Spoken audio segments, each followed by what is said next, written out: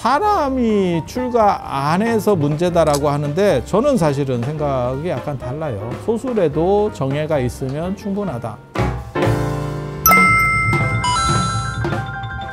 자, 오늘 말씀드릴 내용은 이 붓다술례책 135쪽. 이게 뭔 뜻이고? 제목을 내가 이렇게 정했네. 붓다가 아닌 붓다로서의 삶의 시작. 저는 부처님 생애랑 관련해서 두 가지로 나누는 거예요. 전체적으로 말하면 두 가지로 나뉘는 거고, 또 그 안에서 또 두 가지로 나뉘거든. 그러니까는 출가 전, 그러니까 세속에서의 삶, 그게 이제 왕자로서의 삶, 그 다음에 출가한 뒤의 삶, 출가한 뒤의 삶, 출가한 뒤가 두 가지로 또 나뉘는 거거든요. 하나는 수행자로서의 삶, 깨달음을 얻을 때까지, 그러니까 29세에서 35세까지, 네, 정확하게 말하면. 그리고 선생으로서의 삶, 이게 이후에 45년간 35세에서부터 80세까지 이렇게, 네, 두 단계가 있는 거죠. 그래서 어떤 게 중요하냐라고 말하면 이열은 개인적으로는 이게 중요한 거고, 하지만 불교가 지금까지 남아있는 이유는 사실은 이건 거고, 이건 거고. 그러니까 똑같은 얘기예요. 이게 뭐 복잡한 얘기 같아도 어떤 선생님이 있어. 그러면 임용고시 공부를 하고, 그러니까는 뭐 사대를 가고 임용고시 공부를 하고, 그렇게 해서 임용고시에 합격한 게 있는 거고. 아니, 그렇잖아. 그냥 나눠보면 다 똑같은 얘기라니까. 그러니까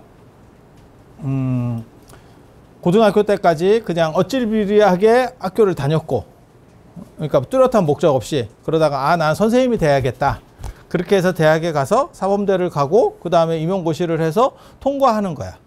그 뒤에는 선생님의 삶이 있는 거죠. 개인적으로는 거기서 가장 중요한 사건이면 당연히 임용고시에 합격하는 게 중요하겠지. 하지만 그 사람을 교육자로서, 안 그러면 후대에 평가하면 그거는 거기까지는 네 일이고, 어떻게 그분이 사람들을 가르쳤는가, 그게 이제 중요한 거지. 그러니까 훌륭한 교육자다라고 말하면 교사가 되는 데까지가 중요한 게 아니고 교사로서 어떤 역할을 했느냐. 근데 동아시아 같은 경우는 특징적인 게 이 부분을 굉장히 높게 평가하는 문화가 있어요. 그래서 불상을 보면 전부 항마촉진, 이렇게 깨달음의 수인을 하는 거고, 인도 같은 경우는 전부 대부분이 설법입니다. 전부는 아니고 대부분이 설법인이에요. 이렇게 잡는 경우도 있고, 이렇게 잡는 경우도 있고, 뭐 하는데, 이게 손이 모이면 아무튼 설법인. 제가 그런 얘기 하잖아. 삼성이 돈을 많이 벌어서.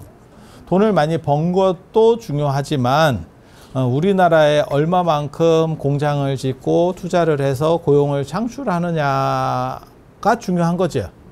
그게 우리 입장에서는 삼성이 잘 나가는 것도 굉장히 중요해. 네가 잘 나가는 것도 중요해. 왜냐하면 삼성이 차지하는 게 굉장히 크니까, 한국에서. 그것도 중요하지만 그보다 더 중요한 거는 우리에게 얼마만큼 투자해서 일자리를 주느냐. 그렇게 돈을 벌어서 우리에게 뭘 해줄 건데, 예. 우리한테 공장을 지어주고 노동력을 좀 많이 고용을 해주고, 우리는 그걸 원하는 거잖아. 사실 한국 사람들 입장에서는. 아니, 그렇잖아. 지금 뭐 취업도 잘 안 되고 이런 상황에서 더 절실한 거죠. 그래서 요런 중심으로 보면, 그러니까는 나한테 뭘 해줄래를 보면 그 사람과 관련해서 보는 게 인도 문화. 그러니까 내 중심이죠. 내 중심이죠. 그리고 중국 같은 경우는, 동아시아 같은 경우는 그 깨달음이야말로 굉장히 중요하다라고 생각을 해서 우리도 그렇게 가야 된다. 그래서 지금도 조계종 같은 경우도 선원이 제일 중요한 어떻게 보면 조직이거든요. 그러니까 깨달음이라는 게 목적이 된 거죠. 지금도 결제철인데 선원에 2,000명 이상의, 조계종 스님이 다 해봐야 한 12,000명밖에 안 돼요. 12,000명이면 우리도 마찬가지잖아. 5천만 하면 5천만이 다 움직일 수 있는 인원이 아니고, 어린애들 빼고, 그 다음에 맨 위에 이제 은퇴하시고 다 이제 생산 활동이 쉽지 않은 분들 빼고, 그리고 왕성하게 움직일 수 있는 사람들만 치면 한 2천만 정도 될란가? 아니, 저 모르겠습니다. 근데 대충 그냥 생각해 봐도, 그래서 조계 정도 12,000명이면 12,000명이 움직인다는 뜻이 아니에요. 실제로 움직이는 거는 그러니까 어느 정도 왕성하게 움직이는 분들 그냥 한 7,000 정도까지는 안 되겠나 싶다. 근데 그 중에서 한 2,000 정도가 들어가면 굉장히 대단한 거예요. 엄청난 비중을 차지하는 거죠. 네. 프로테이지로 봤을 때. 우리 생산 인력 중에서 뭐 한 3분의 1, 안 그러면 한 4분의 1, 이 정도가 들어간다라고 하면 엄청난 거죠. 그런데 그게 당신들 깨달음과 관련된 이야기고 그렇게 해서 무언가가 그 안에서 발생을 했으면 나와야 되거든요. 그러니까 이게 선순환 구조가 돼야 돼. 내가 자격을 취득하느냐가 문제가 아니고 내가 취득해서 그것을 또 다른 사람에게 가르치고 그 사람이 또 자격을 취득하고 또 그 사람이 가르치고 이러면서 확대가 돼야 되는데 나오는 사람은 없지. 들어가는 사람만 있고 그러니까는 뭐 해국 큰 스님이라든지 뭐 안국 선원 스님이라든지 이런 큰 스님들이 주기적으로 저런 분들이 더 많이 나와야 된다는 얘기예요. 2,000명이 들어가면 저런 분들 프로테이지가 훨씬 높아야 된다는 얘기예요. 그런데 실제로 가뭄에 콩나듯이 나죠. 그래서 세상이 바뀌었는데도 불구하고 지금 명상이라는 게 얼마 전에도 월정사에서 우둔피씨 그 대만 스님이 하는 뭐 국제적인 청소년들 데리고 뭘 하는 그러니까 대학생들이에요. 정확하게 말하면 뭐 했는데 걔네들도 가장 관심을 가졌던 게 명상이에요. 그러니까 명상이 현재를 주도하는 좀 잘 나가는 그러니까는 좀 먹고 살만한 집단에서는 그게 트렌드야. 그런데 그거를 선원이나 이런 데서 주도하느냐? 못 움직이죠. 그러니까 이것까지는 되는데 나올 수가 없는 거야. 그러니까 교사인데 임용이 안 되는 거지.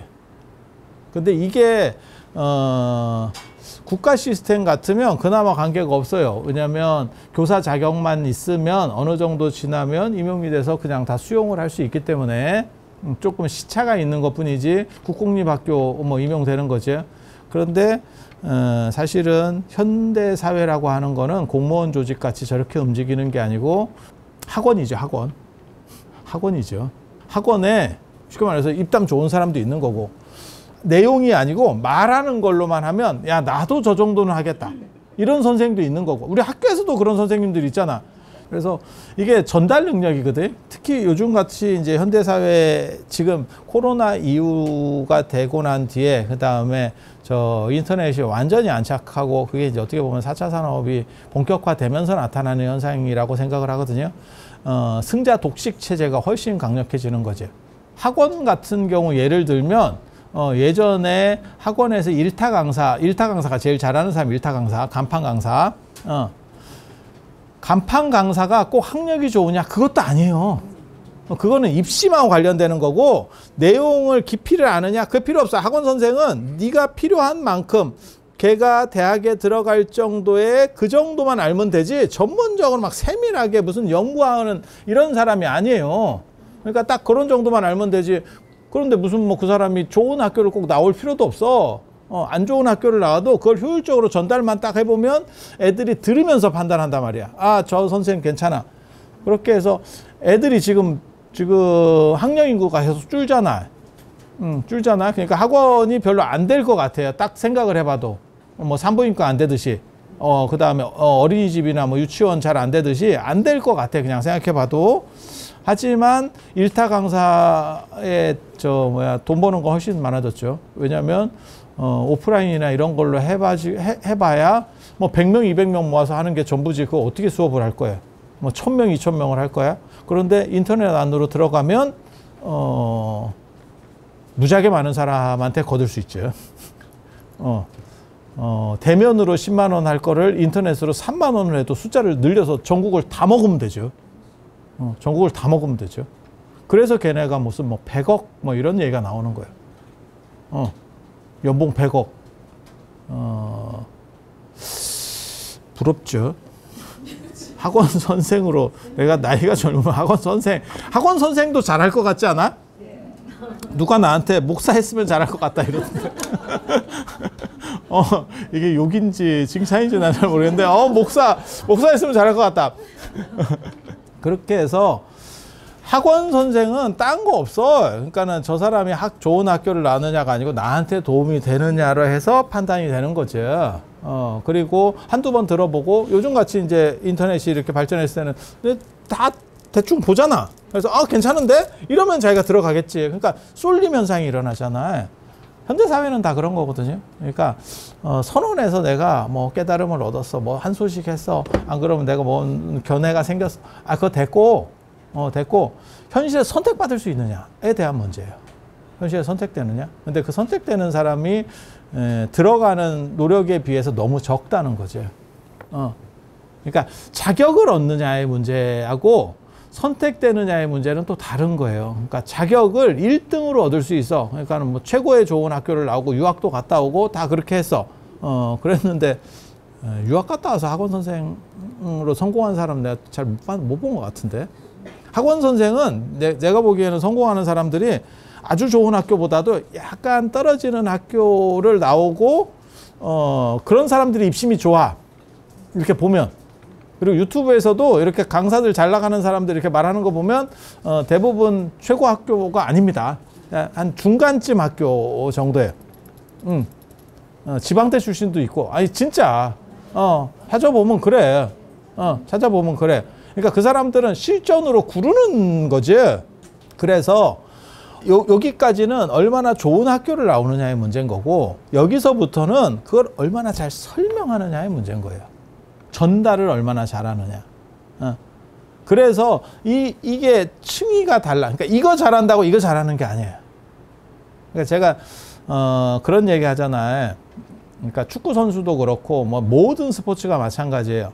지가 금메달을 따는 사람이 있어. 굉장히 노력하고 1등을 한 사람이지. 하지만 그 사람이 곧 감독이 돼서 성공하느냐는 다른 얘기예요. 그러니까 우리가 알고 있는 바로 히딩크가 그게 선수 시절에 그렇게 날렸던 사람이 아니거든. 근데 감독으로 그 사람은 날렸던 사람이고, 아니 그렇잖아. 그래서 요게 완전히 달라요. 가르치고 저런 거 해설할 때도 마찬가지예요. 그러니까는 축구 해설위원, 뭐 KBS, MBC, SBS 이런 해설위원들도 2명을 세우는 경우도 있고, 그런데 대부분 메인은 입 잘 터는 사람, 이 메인이고, 그러니까 2명을 세울 때는 어떻게 세우냐면 아나운서가 하나 있고, 한 명은 입 터는 사람, 한 명은 잘하는 사람. 이 사람은 가끔 얘기만 하는 거야. 말 잘 못해. 그냥 물어보면 이 사람이 이제 이 사람들이 그래도 놀다가 월급 받아간다라고 생각해서 가끔 한번 물어보면 그거 대답하는 정도. 그리고 거의 말 못해. 이 사람이 말을 잘하면 올라오겠죠. 이쪽으로 오겠죠. 그러면 천하무적입니다. 그러니까 현역 때 내가 금메달을 땄고 입심도 좋아. 그럼 천하무적이죠. 근데 이런 경우가 별로 없어요. 실제로는 쉽지가 않다고. 근데 부처님이 이게 되는 거지. 되니까 부처님이 걷지. 둘 중에 하나만 있어도 굉장히 훌륭한 사람이에요. 사실은. 우리 주변에 둘 중에 하나만 가졌어도, 아니 그렇잖아. 그냥 생각해 봐도. 그래서 이 2가지가 되니까 사람들이 무슨 생각을 하냐면 둘 중에 하나가 약하면 하나 비중을 더 크게 볼 건데, 둘 다가 되니까 이쪽 지지자들도 있고 이쪽 지지자들도 있는 거예요. 근데 지금 현재 조계종은 이쪽이 너무 약한 거야. 그러니까 제가 얘기하거든요. 시를 쓰는 거하고 시를 평가하는 일은 다른 일이에요. 그리고 저도 그렇게 했지만 국문학과가 있고 국어 교육과가 있어. 나는 교육과 출신이잖아. 교육과는 어떻게 전달할 거를 계속 얘기해. 여기는 어떤 내용이야다는 얘기까지만 해. 근데 여기는 내용 얘기를 어느 정도 하다가 그걸 어떻게 할 건데를 얘기해. 좀 다른 관점인 거예요. 그런데 요게 원래대로 하면 요 교육에서, 이 교육에서 사실은 요 부분도 들어가야 돼. 일정 부분은. 그래야 요게 끝나면 요걸로 이렇게 나오지. 그런데 이쪽에 지금 현재 어떻게 보면 지금 우리나라 불교 같은 경우는 이쪽으로 나올 수 있는 요 교육 부분이 이쪽에 잘 안 들어가 있어요. 그러니까 못 나오는 거예요. 그럼 뭐라 그러냐면 물이 찬지 뜨거운지는 마셔보면 안 돼. 그런 식으로 하면 이 세상에 판단할 수 있는 게 거의 없어요. 직접 지각만 가지고 판단한다는 게 굉장히 미개한 생각이거든. 우리가 수학이나 뭐 천체나 뭐 과학적인 거 눈에 잘 안 보이는 거 막 이런 거 하는 거는 대부분 그런 것들이 경험하지 않는 부분에 대해서 설명하는 거예요. 아인슈타인이 그거 있잖아. 아인슈타인이 죽을 때 그 얘기 하잖아. 빛이 휠 거다. 그거 결국은 못 보고 죽었던가 그럴걸요. 나중에 휘는 게 관측이 됐지. 그거는 안 봤지만 계산상으로 봤을 때 질량이 강력한 거를 보면 휠 거다. 만나면 휠 거다. 라고 생각을 하는 거예요. 그러니까 계산으로 하는 거죠.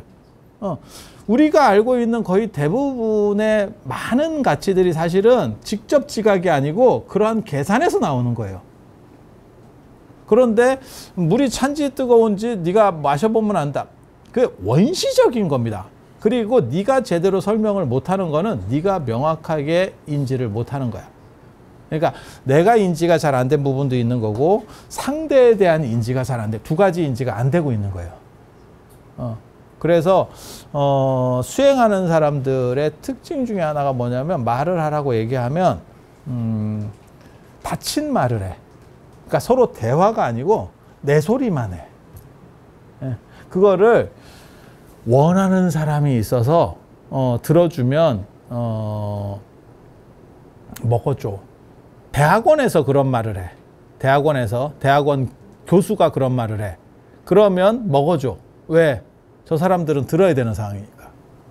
하지만 시장에서 그런 말을 해. 그러니까 학원 강사가 그런 말을 해. 수강생이 없습니다. 수강생 없습니다.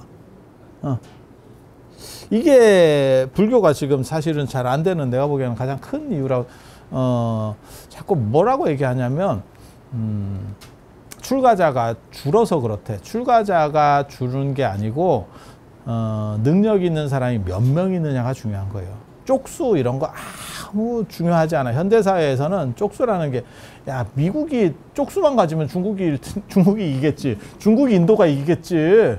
근데 미국이 뭐 사람이 많아서 그래? 사실은 그게 기술적인 게 있고 힘이 있으니까 그런 거지. 그러니까 능력자 몇 명이 있느냐가 중요한 거지. 학원도 마찬가지다. 선생 많아봐야 돈만 많이 들어. 잘하는 선생 몇 명만 있으면 돼. 그리고 거기에 간판 하나는 있어야 돼. 딱 내세울 수 있는 사람. 그러니까 진정한 거는 하나면 되지라고 하는 거고 선어록에 나오는 뿔 달린 짐승 많을 필요 없다. 그러니까 최강급들도 다 필요 없다. 그 중에 진짜 최고 기린 한 마리면 된다. 일각수 한 마리면 된다라고 얘기해. 근데 우리도 비슷한 거를 지금 프랑스 올림픽에서도 보거든요. 파리 올림픽에서도 금메달 하나 따면 순위가 올라간다. 아니 이거 뭐 메달 못 따시는 분들을 폄하해서 하는 얘기는 아닌데 선수단 크다고 성적 좋은 거 아니야. 그래서 사람이 출가 안 해서 문제다라고 하는데 저는 사실은 생각이 약간 달라요. 소술에도 정예가 있으면 충분하다. 벤처나 이런 거 만들 때도 다 그렇거든요. 몇 명이서 딱 만드는 거예요. 구글 알파벳 만들 때도 몇 명이서 하는 거고 지금 이제 뭐 카카오 이런 것들도 대규모 회사가 됐지만 사실 그거 친구끼리 몇 명이서 딱 이렇게 그런 거 아니에요 다? 그래서 몇 명이서 아이디어 좋고 이런 사람들이 딱 해서 역할 나눠서 딱 하는 거죠. 살아보면 필수 인원 이상이 돼버리면 오히려 힘들어요. 사람이 많으면 무조건 좋은 게 아니고 필수 인원이 있어. 그리고 그 인원만 해서 딱 돌아가고 자기 역할 포지션을 딱 하는 게 좋아. 중복되면 축도 합도 안 돼. 서로 지들끼리 감정 싸움만 일어나도. 그래서 사실은 이 부분이 굉장히 중요하다고 생각하는데 이 부분이 제대로 안 되는 거예요. 좀 안타깝죠. 좀 안타깝죠.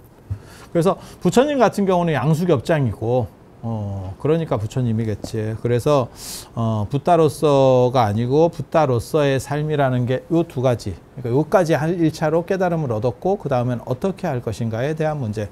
그리고 이 어떻게 할 것인가. 그래서 제가 성에서 다시 속으로, 그러니까 수행자에서 다시 세속으로 내려오는 거예요.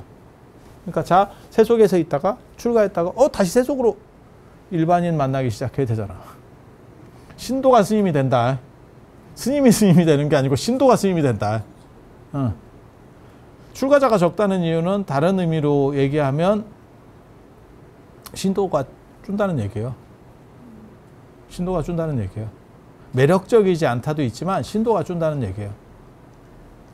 바꿔 말하면.